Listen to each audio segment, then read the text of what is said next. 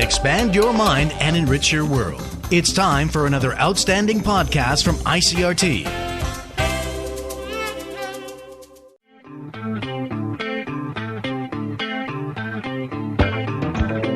Hello and welcome to another podcast edition of Taiwan Talk. Today on the show, we're going to be talking to an American expat who's been working in Taiwan for more than 10 years as a performer and director.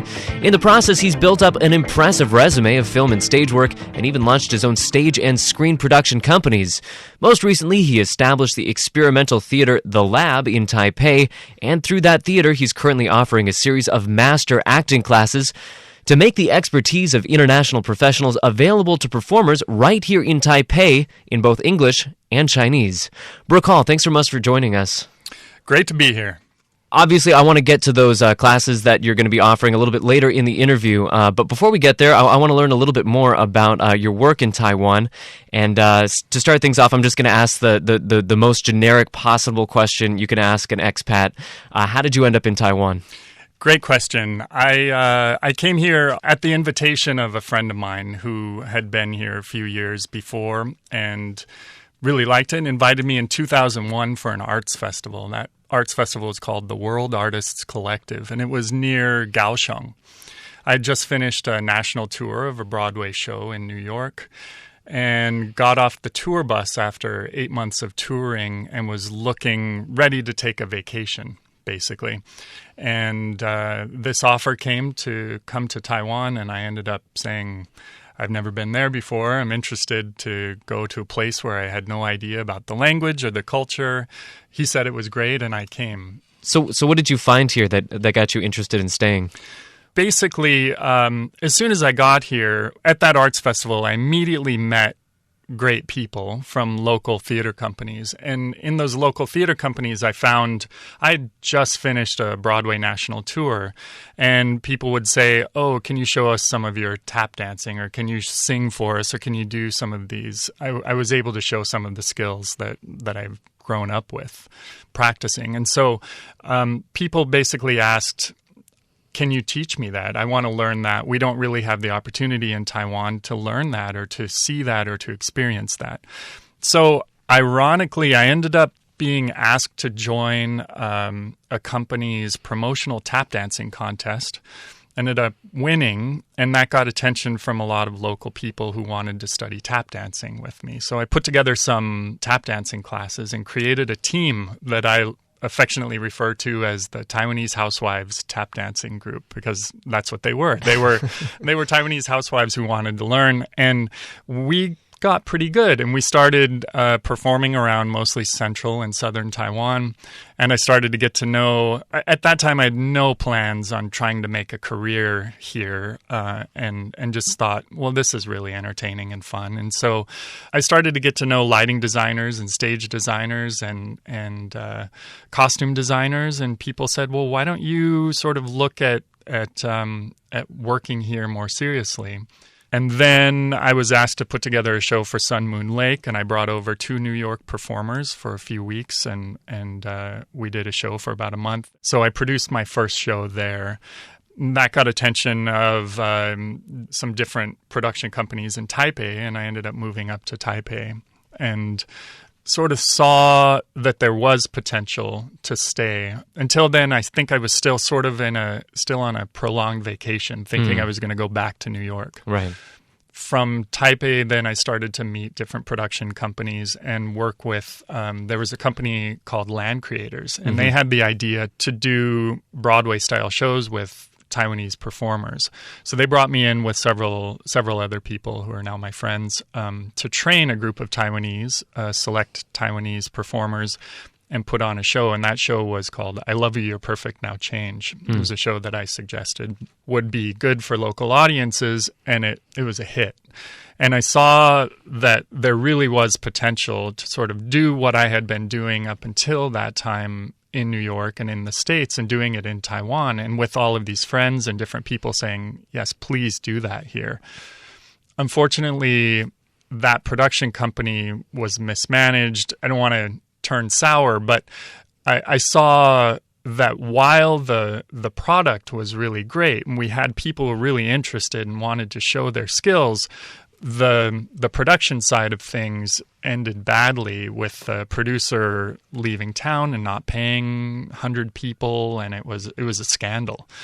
And people were really down on it. And I thought, well, here I am now in a place where things can happen, being able to make things happen. I want to turn this around. I think we could really build something here that we've started. And so I cashed in all my financial tickets and basically said, I'm going to invest in a life in Taiwan. And so then I started producing shows here. So the first show I produced was called Smokey Joe's Cafe and used a lot of those same professionals that I'd been training as well as others. And we created a hit. It was a small hit, but we really showed that yes, there is a market for things here and that we could all work together. And, you know, I had one foreigner in the cast and the rest were Taiwanese.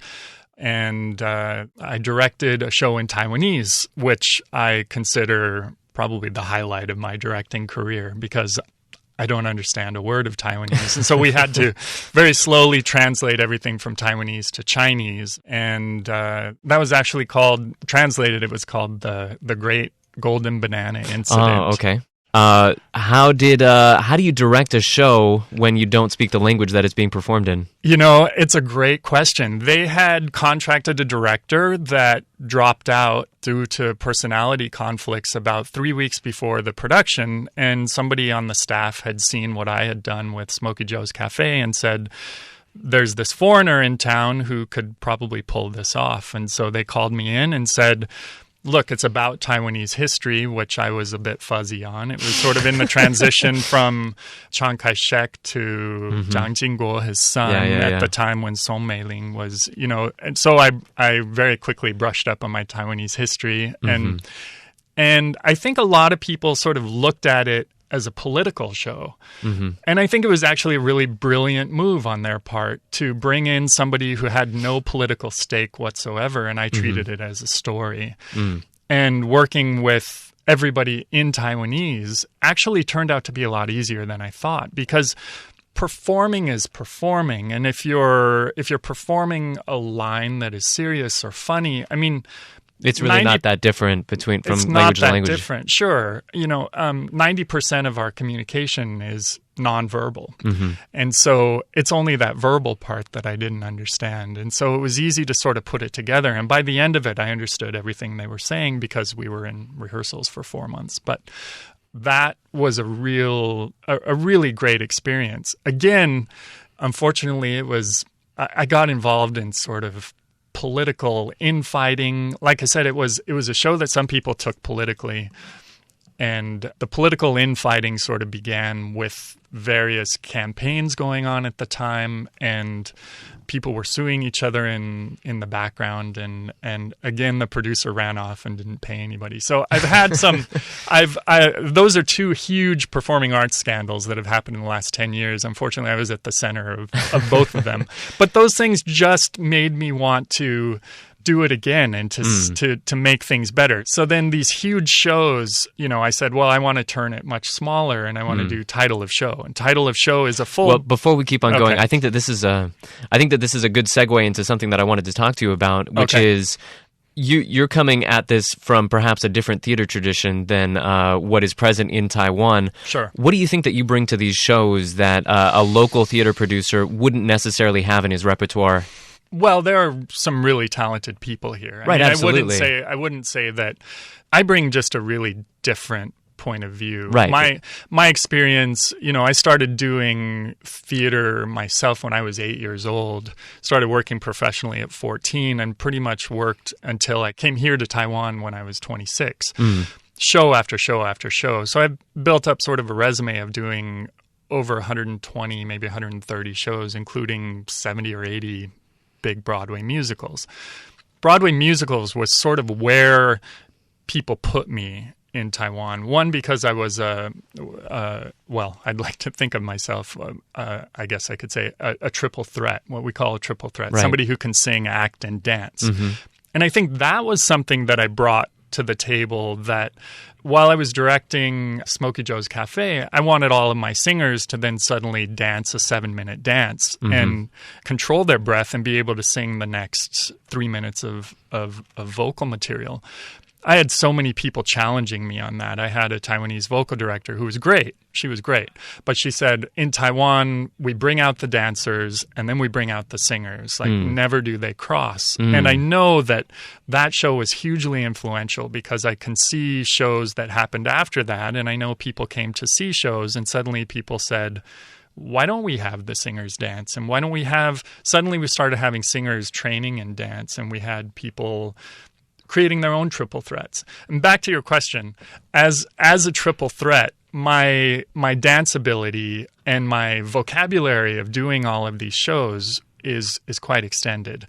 So I really sort of got in before I could speak Chinese. I sort of really started knowing theater companies as a choreographer and training them in dance skills. And so as a choreographer, I bring a whole different vocabulary to the proceedings because my experience in, as a swing dancer, as a salsa dancer, I can tell you the difference between 20 style, 30 style, 70 style, 60 style, 80 style. And I brought sort of this whole historical kind of vocabulary of moves to what was already being presented as more or less just evenly hip-hop or waltz. I mean, that's sort of the community that I came into, where before the movie Chicago, nobody knew. You talk to anybody in Taiwan, and I would talk to people and say, oh, yeah, I just did a Broadway tour, and they would think Sound of Music or West Side Story. And that was the vocabulary. And then the movie Chicago came out. And even now, I think if you ask anybody on the street, what is Broadway style to you, they imagine that style is called Bob Fosse. Beyond that, I found that there was just a lack of, not education, but just a lack of experience here. And, I'm not going to point any fingers, but we've all seen shows here in Taiwan where people just sort of look at it as like a play, and then the play stops and suddenly we sing a song like it's an idol TV show, and then we go back to the play and then there's a song, and the art form is lost. I sort of compare it to, I wouldn't dare to go back to the US and say, oh, I've spent some time in Taiwan, I'm going to produce a Taiwanese opera. And I've seen a few Taiwanese opera shows, and I know very little about it, but I know what it looks like. I don't think that gives me the know-how and the experience to go back and produce something like that. There's a whole culture, there's a whole tradition, there's a whole history, there's a whole lot that I would need to learn first before I would do that. Now, you reverse it on the other side, and I think it's the same. Broadway shows are done everywhere, but there is a tradition, there is a culture, and there is a sort of a history to it. And I think now things have changed a lot. Now there's quite an active swing dance community. There's an active salsa dancing community. And I think things are different. People are bringing lots of different elements now to the work. At that time, I was sort of in a place where I knew about these things and was able to convey them to different performers and different groups here. So going back to what you were to the narrative of your work in Taiwan, so you were saying that after you had those couple of meltdowns, you decided to start working on smaller shows? Well, I had these meltdowns that sort of showed me, why don't I take more of a leadership role? If I'm going to do this, why don't I start organizing it? Unfortunately, yes, I met some people who weren't too wise with their production decisions, and everybody kind of got burned. But I also felt like there has to be a better way to do this. And so sort of looking at how that was possible, I thought, well, let me start small. And so rather than producing another huge show of the size that we did at TICC, let me just put together this really good, really creative, small 4-person show. It's still a full Broadway show, but part of the essence of the show is about how simple it is. And so this was the kind of show that I thought would, one, as a producer, be fairly easy to produce, and two, it dealt with the idea of creativity, and I thought it was something that I hadn't seen anything of that sort here. So I wanted to move forward with it. And then I ran into the problem of venues. And that has been, I think anybody who produces anything here in Taiwan, there's a real shortage of venues. The waiting lists are so long for the prime venues. And even then you can only have it for a couple days, for a weekend. And people spend all this time, 4 or 5 months in rehearsal, and then get to do their show for a weekend.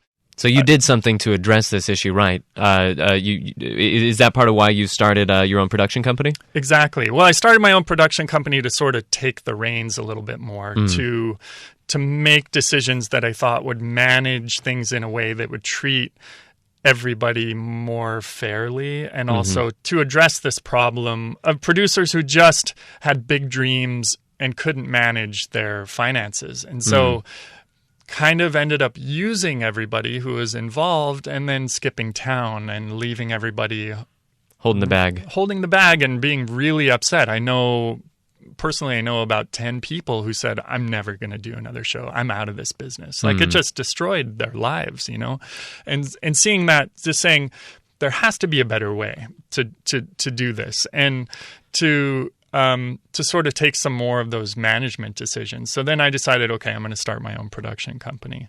So do you think that you've found a way to navigate those dire straits a little bit better?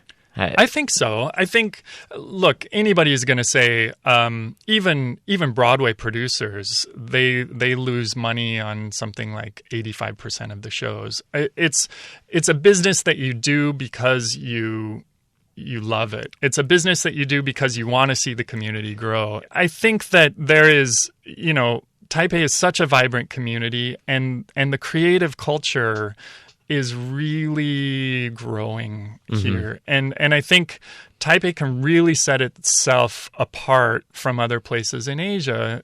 It already is. I hear day after day, report after report coming in from different think tanks and different people saying Taipei needs to look at its creative side. It needs to embrace a creative economy, basically, whether that's through startups or technology or things that I'll let people much smarter than me talk about and decide. So it's all part of building up that sort of ecology of creativity and making it a place where people would choose to work and feel safe working there.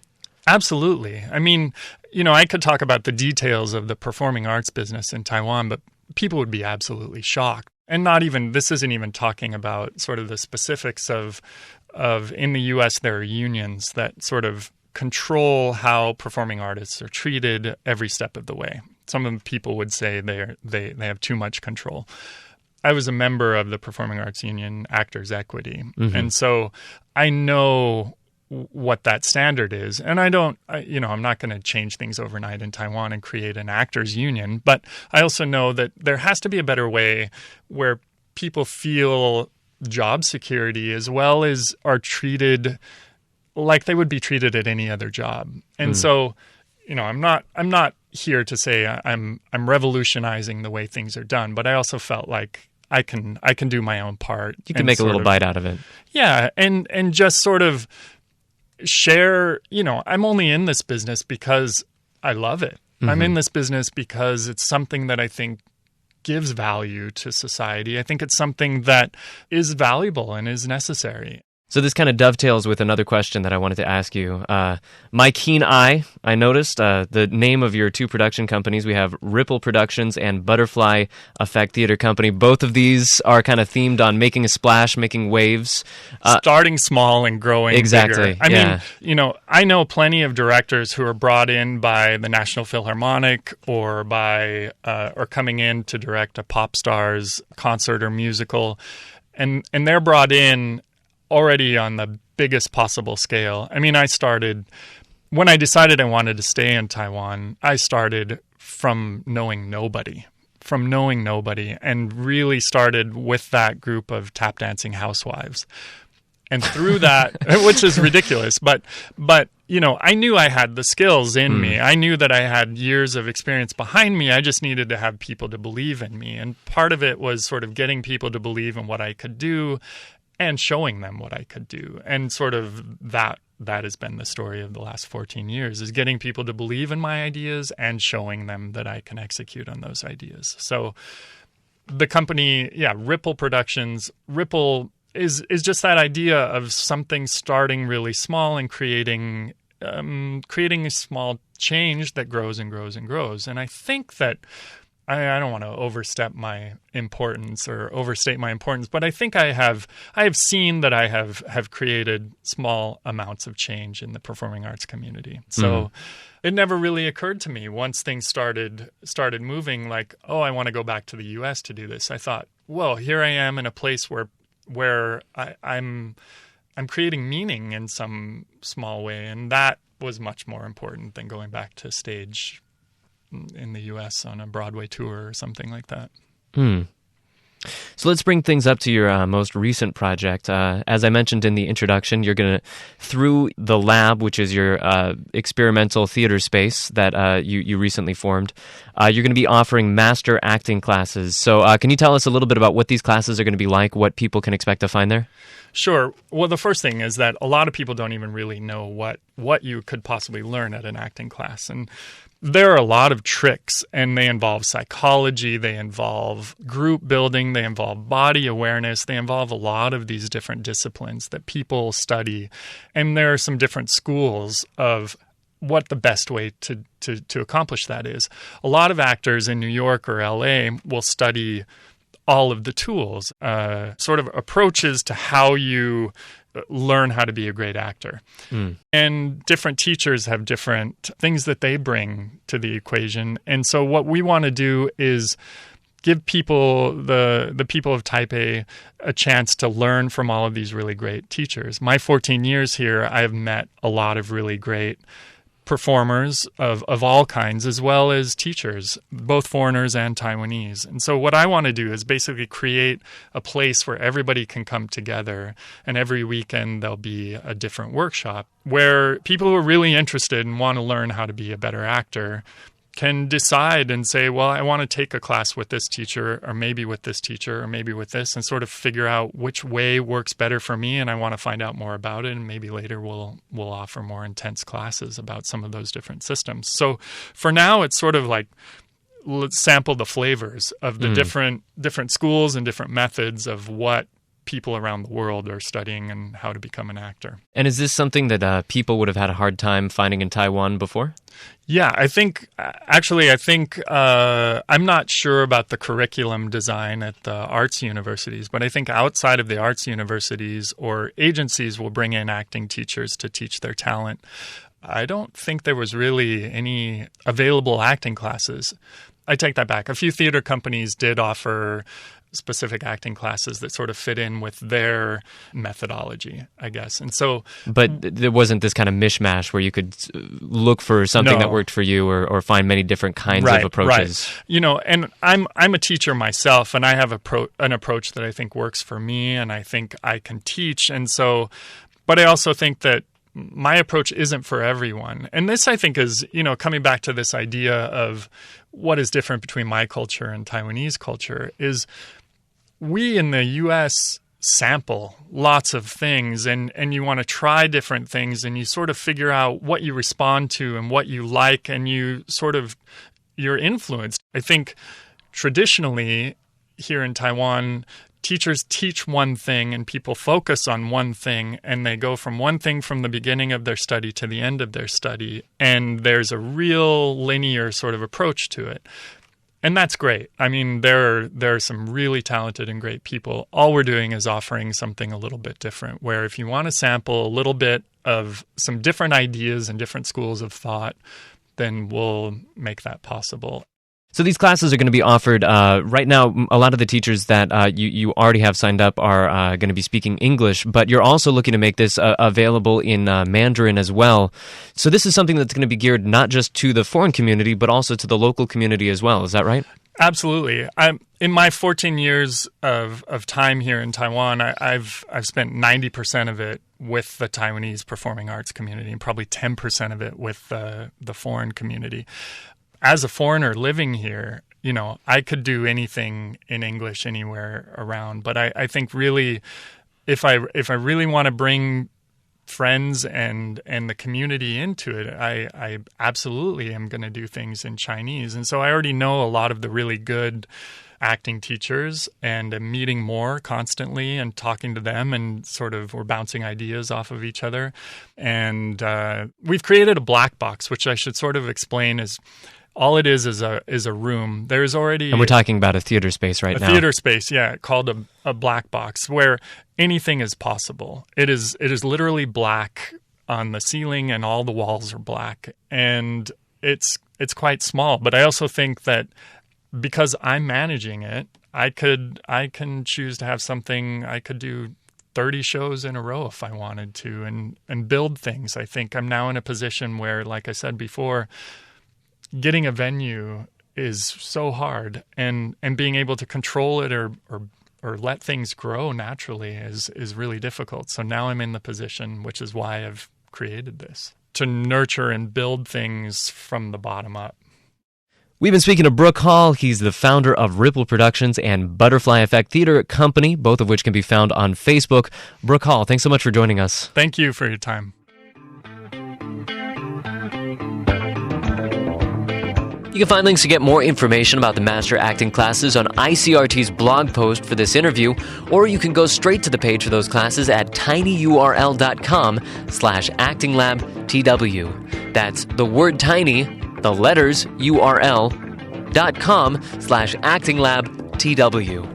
Thanks for listening to the interview. As always, we'd love to hear what you thought of the program. You can leave us a comment on our Facebook page or rate and review Taiwan Talk on iTunes.